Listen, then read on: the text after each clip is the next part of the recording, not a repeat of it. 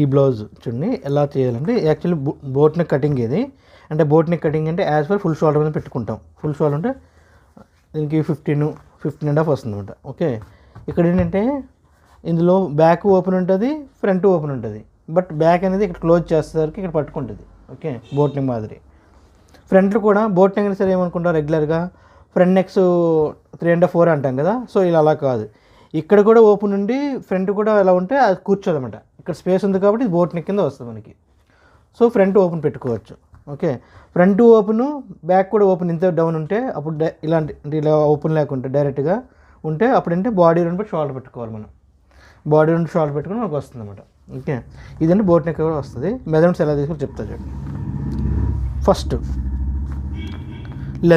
Length ఎప్పుడు కూడా person అయితే ఫ్రంట్ నుంచి తీసుకుంటాం, బాడీ పై నుంచి ఇలా సైజ్ ఇస్తే బ్యాక్ సైడ్ తీసుకుంటాం.